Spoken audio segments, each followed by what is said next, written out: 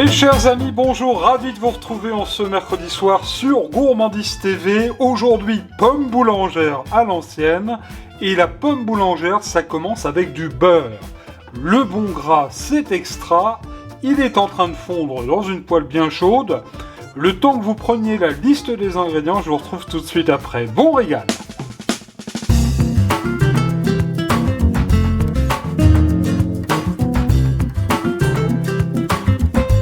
Et pour 2 personnes, il vous faudra 500 g de pommes de terre, variété au choix. 4 oignons jaunes, 2 belles gousses d'ail, 50 g de beurre doux, 40 centilitres de bouillon de volaille maison ou 40 centilitres d'eau, plus un bon cube de bouillon de volaille de qualité, une branche de thym, 2 feuilles de laurier bien sûr, le sel et le poivre du moulin.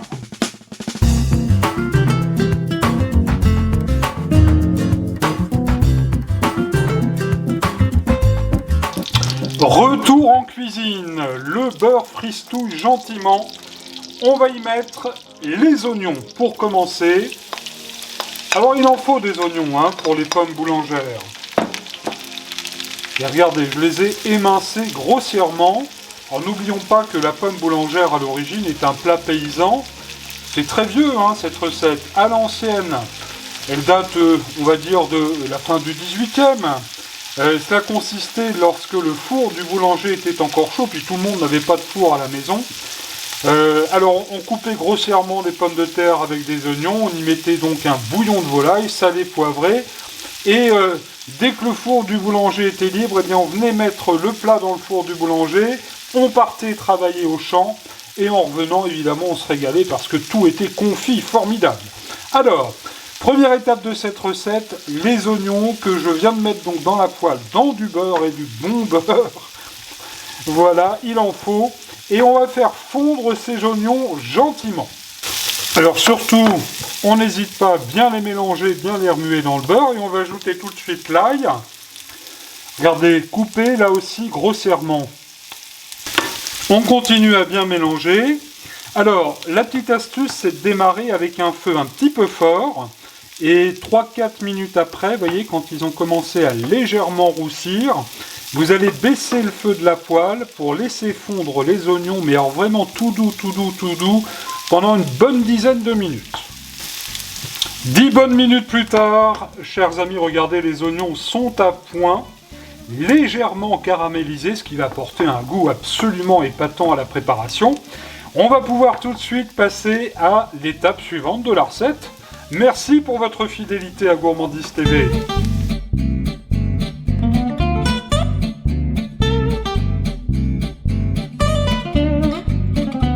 Retour en cuisine. Vous le voyez, je viens de beurrer généreusement un plat à gratin.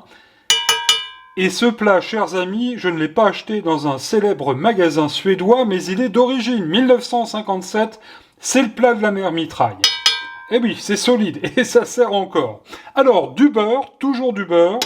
Et là, nous allons mettre une belle couche d'oignon dans le fond de ce plat. Vous savez que je me demandais tout à l'heure avec quoi ces belles pommes boulangères pourraient accompagner une des recettes de mon livre, parce qu'il est sorti. Je vous souhaite un bon régal. Regardez.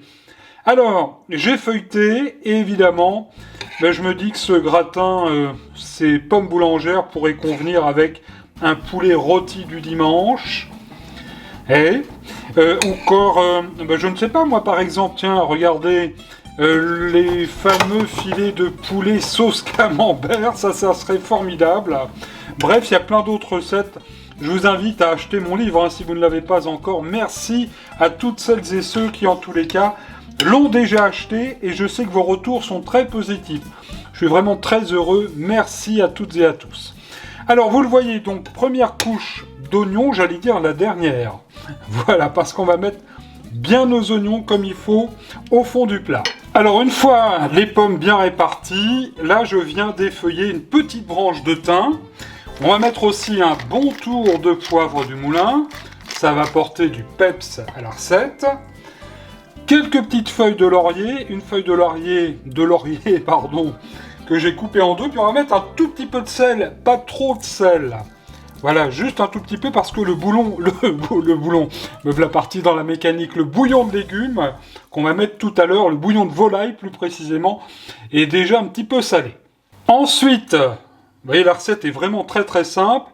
On va venir mettre nos pommes de terre. Alors vous voyez, j'ai taillé les pommes de terre à 2-3 mm d'épaisseur en rondelles. Alors, faut savoir quand même qu'à l'origine, dans ce plat paysan, les pommes de terre n'étaient pas du tout taillées en rondelles, mais en petits morceaux. Ce sont les grands chefs, après, qui se sont amusés à mettre ça en rondelles pour que ce soit, c'est vrai, un petit peu plus joli, et que la cuisson, ma foi, soit peut-être aussi un peu plus uniforme. Alors, vous allez faire plusieurs couches de pommes de terre. Et la première couche étant terminée, on va mettre tout de suite une petite noix de beurre. Voilà, ça ne gâche rien. Ça va venir, les pommes de terre vont venir boire ce beurre, ça va être délicieux. Un petit peu de poivre du moulin.